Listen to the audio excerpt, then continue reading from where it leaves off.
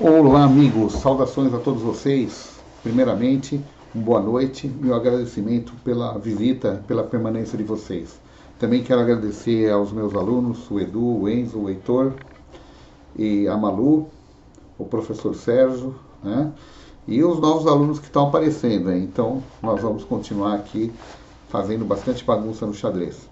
Bom, antes de mais nada, vou sempre elogiar aqui as peças da Jeren, tá bom? São as melhores peças do Brasil. Peças bonitas, estilo Taunton, vocês já devem conhecer, né? As peças da Jeren, tá bom? São muito boas, são muito duráveis e muito legais. E para quem desejar, eu tenho mais 3 jogos da Jeren com peso de chumbo, pesando mais de 1,6 kg, tá bom? Peças com chumbo e resina. Tá aqui a dica. Peça original pesa 800 gramas. As minhas customizadas 1,6 kg a quase 1,8 kg. Além disso, como vocês devem saber, eu também tenho os tabuleiros Fischer. Vou mostrar aqui para vocês. Quem quer um tabuleiro que não cansa, feito com cores neutras, né? Bege e verde, a cor da pele e a cor da natureza. Tem ele dessa forma e sem as coordenadas aqui, tá bom? Tabuleiro Fischer também, eu tenho 8 unidades aqui. Vendi todo o lote antigo. Aqui está um tabuleiro feito com materiais descartáveis. Eu achei uma folha de propaganda jogada no lixo. Recortei os quadradinhos, né? Em papel color 7, que é uma espécie de uma sulfite grande, né? Cortei. Depois eu colei por cima com cola de artesão. Vou mostrar para vocês. Essa aqui é a melhor cola para você colar coisas, tá? Porque se acontecer um acidente, ela cair na peça de plástico, ela não é corrosiva, como a cola de sapateiro, por exemplo, que corrói os materiais plásticos. Então, essa cola é ideal, porque ela não ataca os plásticos, tá? Cola do artesão. Muito legal. Ou chamada também cola de silicone. Tá bom? Muito boa. Então, aqui eu usei essa cola, né, nesse papel color 7 recortado, quadradinhos de 55 milímetros. Colei em cima dessa placa de propaganda, deve ser de poliestireno, e depois eu coloquei um papel contact, ó. Ficou muito legal. Se você quer fazer um tabuleiro bacana, prático, tá aqui uma forma. Arruma uma folha de plástico aí que o pessoal tira desses outdoors, que vai jogar fora, você faz um tabuleiro bacana, tá bom? Eu vou mostrar aqui umas cores novas que eu desenvolvi, de peças de resina, e agora as peças de resina estão mais inquebráveis, elas estão mais fortes. Descobri uma técnica de reforçar a estrutura interna delas, aumentando a sua resistência em queda. Antigamente minhas peças de resina, se caíssem no chão a altura de 1 metro, elas quebravam, né? Infelizmente. Aí eu desenvolvi um novo processo de composição e elas se tornaram inquebráveis. Então, vou mostrar aqui para vocês.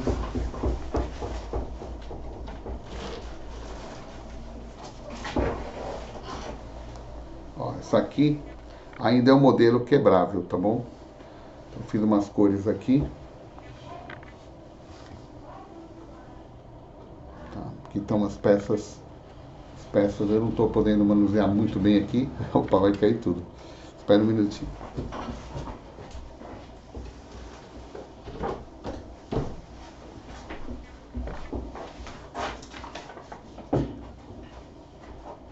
Ó, essas daqui já são as inquebráveis. Não coloquei o filtro ainda nelas, tá bom? Aqui estão as peças. Essas peças são de resina, com uma nova técnica que aumenta a resistência delas às quedas. Então elas podem cair, elas não quebram.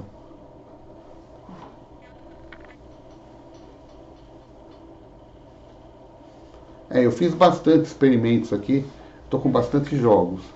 Se alguém quiser comprar, pode ligar para mim. A gente tenta fazer um preço super promocional para a gente vender logo essas peças. As peças rebaixadas, a origem delas foi a idealização do escritor enxadrista John Barroso, tá bom? Que eu cortei as peças da Jeren para fazer para ele. E aí eu fiz os moldes e produzi as peças de resina rebaixadas. São as únicas no mundo para jogos rápidos. Se você é colecionador, está na hora de você ter uma amostra dessas. De preferência, compras rebaixadas da Jeren, que são muito legais. Deixa eu colocar aqui de volta.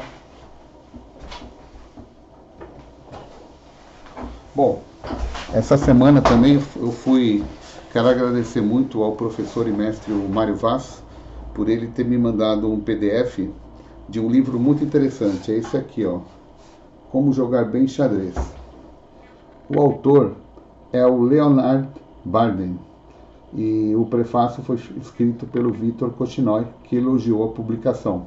Resumindo para você, o Leonard Bardem é um professor de xadrez que fez um trabalho formidável na Inglaterra, ensinando xadrez para jovens, e esses jovens ficavam com um nível muito elevado. Quando eles foram disputar simultâneas com grandes jogadores, surpreendentemente, eles empataram muitas partidas e até venceram os mestres que foram fazer a simultânea. Então é um livro legal porque, analisando bem esse livro, eu cheguei à conclusão que ele vai do básico até o intermediário com louvores, dando bons exemplos, boas explicações. Então, se a pessoa quer começar do zero, mas quer chegar no comecinho dos intermediários, esse livro aqui seria ótimo, tá? Lógico que existem milhares de publicações boas, mas essa aqui eu fiquei surpreso, e já que foi indicação do meu professor de xadrez, o Mário Vaz, eu acabei imprimindo e estou começando a usar esse livro como metodologia para os meus alunos. Então é praticamente um guia, porque quando você dá aula, você estabelece um plano do que é básico e você vai aprimorando um pouco. Só que normalmente você não pode ensinar na mesma velocidade para todos os alunos. Tem alunos que são mais rápidos, tem alunos que são um pouquinho lentos, né? Então você tem que fazer o acompanhamento. E aqui você tem praticamente um caminho seguro para você poder colocar as coisas. E você não pode deixar a tua aula chata também, você não pode passar só teoria. Então, no meu ponto de vista, eu acho que a aula tem que ser interessante. Então, por exemplo, 70%, 80% da aula é exercício prático, é jogo, é disputa, é com relógio, é tic-tac, é as partidas normais, você cria os novos modelos de partida e acompanha. E você sempre faz uma observação. Se for 2 alunos é melhor. Se for um, você também tem que brincar um pouco com ele, deixar ele jogar um pouco, deixar ele pegar autoconfiança. Você põe teoria e põe a prática, maciçamente, tá bom? Então, fica a dica então do nosso livro de hoje. Se vocês precisarem de alguma informação, eu agradeço os comentários, né? Teve um comentário, eu me refiro agora ao rapaz, que ele achou que as casas do padrão oficial eram 5 centímetros, né? Isso é um pouco relativo, viu? Porque eu já tive informação aqui pelo YouTube que para os torneios pode ser 5,5, pode ser 5, pode ser 5,7, pode ser 6. Isso não importa, não vai criar muitos transtornos, né? Não é algo que seja de relevância, né? Lógico que para você ter um torneio, o ambiente tem que ser um ambiente calmo, isento de barulhos, de interferências, o local bem iluminado, né? As mesas não podem ficar muito próximas. Então, uma série de coisas são importantes para um torneio de xadrez. Eu, certa vez, presenciei um torneio de xadrez aqui na Delegacia de Ensino de Santo André e fiquei horrorizado, né? Simplesmente numa sala colocaram 80 crianças, um do lado do outro encostado jogando xadrez, né? Você imagina a bagunça que deu. E não tinha nem relógio, né? Era uma loucura. Então, quando o xadrez ele é executado por gente que não tem o mínimo de percepção, acontecem esses acidentes, né? E é péssimo, porque nem mesmo a criança vai se sentir motivada a jogar xadrez de novo, né? Então, porque tudo é questão da motivação. Se você motivar bem, se você ensinar bem, né? Eu falo para todo mundo, quer comprar um joguinho de xadrez para o teu filho? Compra, incentiva, dá um prêmio para ele jogar, depois compra um reloginho. Você tem que fazer de conta que o menino vai ser um futuro campeão mundial e dar incentivo para ele, né? Enquanto ele não chega num torneio e pum, vai ter o grande confronto, e você prepara ele para esse torneio também. Você tem que preparar para ele perder, porque provavelmente ele vai perder, vai ter só um vencedor, entram 400 crianças. Então ele tem que ter noção que ele está jogando contra 400 crianças que sabem jogar xadrez. E essas 400 crianças representam uma minoria intelectual que é incomum. Então ele não está simplesmente jogando xadrez num torneio. É como se ele fosse, aí você joga aquela jogada do Harry Potter, né? Fala assim, como se você fosse lá fazer um curso de bruxaria, vocês são os melhores bruxos do mundo, né? Você está lá para enfrentar a dificuldade. Então você tem que colocar na cabeça da criança, incentivar ele a participar do torneio, prepará-lo para as possíveis derrotas, né? E depois analisar, se ele puder registrar as partidas, você estuda com ele, analisa, vê onde ele errou, mostra o que podia ser feito. Isso é bacana, porque ele vai sentir uma fortaleza do lado dele. Mesmo ele tendo derrotado, ele vai receber elogios. Críticas com muita doçura e elogios com muita fervura, para deixar a criança incentivada, tá bom? Então isso que é importante, a gente promover esse tipo de coisa. Hoje eu estou contente, eu vendi um tabuleiro na loja que eu faço plantão. Sábado passado vendi umas peças também, com um conhecido meu. Então está muito legal, a gente está vendo que estão fluindo as coisas, embora a pandemia não permita que as pessoas façam aula ainda. Tem muita gente com medo de fazer aula de xadrez, né? Porque a gente não pode recriminar as pessoas desse massacre, dessa paranoia psicológica que foi criada nas pessoas de medo desse vírus, né, incontrolável que está aí. Naturalmente, eu digo para todo mundo, você tem que respeitar a ameaça, tomando cuidados, mas você não pode fazer que essa ameaça faça com que você deixe de viver a sua vida, deixe de exercer a sua felicidade. Você não pode deixar isso. Você jogar xadrez com alguém, você não vai pegar porcaria nenhuma. É uma pessoa que você está jogando, você não está num ônibus lotado, cheio de gente durante meia hora, 2 horas, tá bom? Então, não é assim. Então, as pessoas hoje em dia estão com muito medo, entraram numa paranoia sem fim, e eu lamento muito, porque essas pessoas que não conseguem viver de acordo com o medo, elas estão morrendo a cada dia, estão adoecendo, e não vai ser nada bom para elas.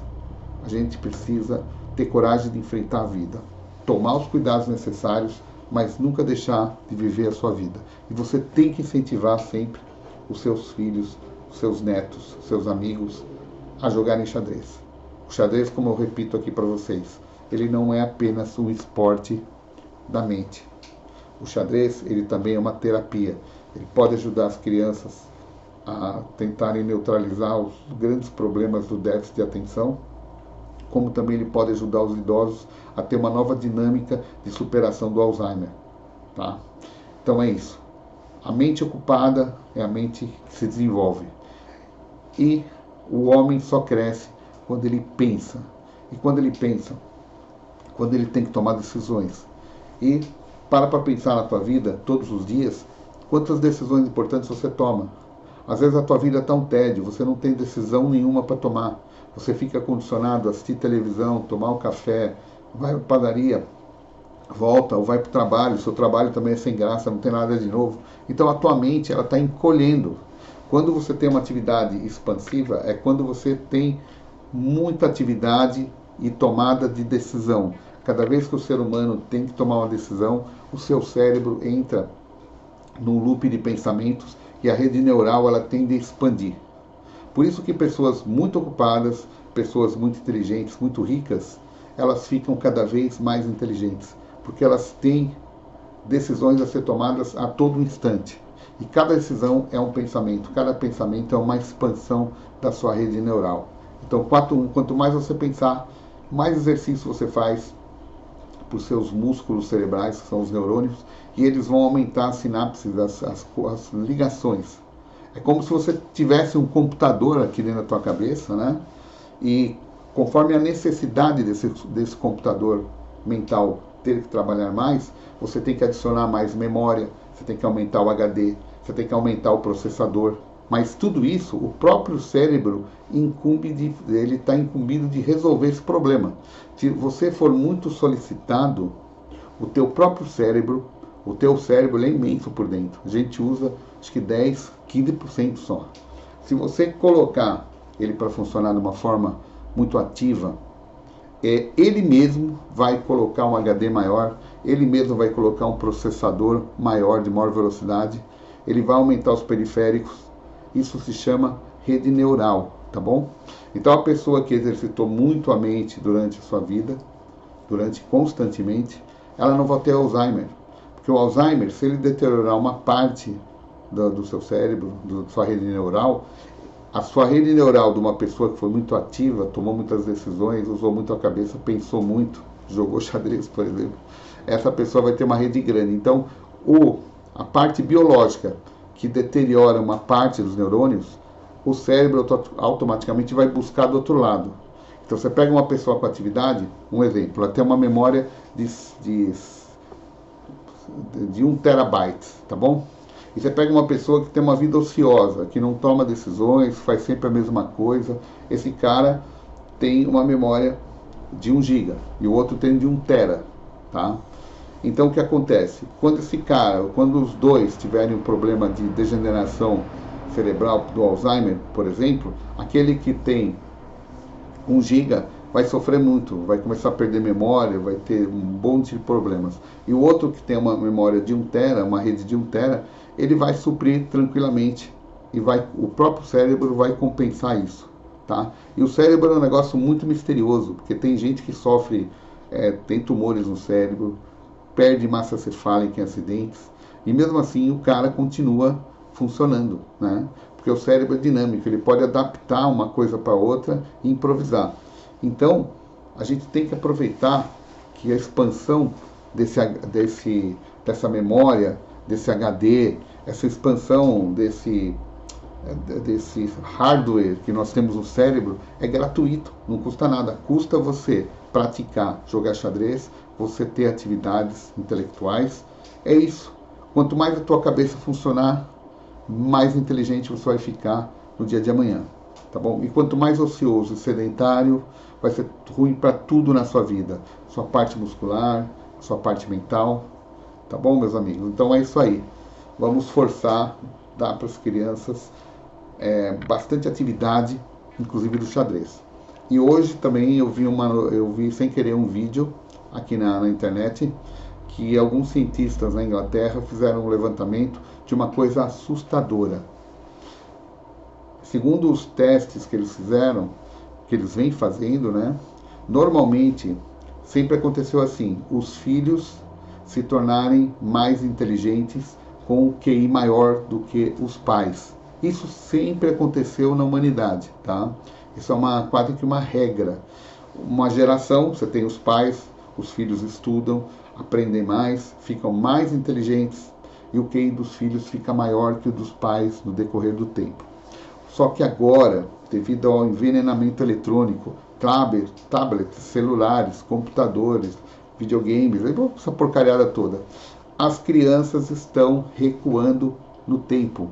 As crianças estão ficando menos inteligentes do que os seus pais. E a tendência é que eles vão se tornar adultos menos inteligentes que os seus pais. Então, na verdade, com toda essa tecnologia que nós temos aí, o ser humano está caminhando para trás. O homem, a raça humana, está ficando mais burra, mais estúpida, menos perceptiva, menos voltada para o mundo, né? Basta a gente ver a nossa geração aí. Antigamente, quando eu era pequeno, nós fazíamos um papagaio, empinava com linha, fazia um carrinho de rolimã, fazia uns brinquedos alternativos, jogava futebol, quebrava o vidro do vizinho, ia consertar a bola, né? Fazia um monte de atividades, brigava na rua, mexia na sua bicicleta, implementava a bicicleta, andava de bicicleta, fazia guerra de água, uma série de coisas que a criançada fazia, ia para o meio do mato, caía no rio do esgoto, aquelas coisas todas. Então, as crianças no passado, elas tinham tinham muita atividade, que elas tinham que tomar decisões, tinham que ter coragem, tinham que enfrentar obstáculos, elas tinham que se virar sozinhas, né? Então isso criou uma geração de gente muito forte, gente muito capacitada. E hoje não, as crianças não brincam com terra, não tem animal de estimação, não tem contato às vezes com o avô e com a avó, não vai no cemitério, não vê um velório, não vê nada. As crianças ficam restringidas a uma bolha de proteção dentro do apartamento, vendo TV apenas, vendo videogame, vendo YouTube, essas coisinhas assim. Então, as crianças de hoje, coitadinhas, elas estão inferiorizadas pela falta de atividade. E o xadrez, o Kumon, por exemplo, são atividades que podem restabelecer parte disso para as crianças.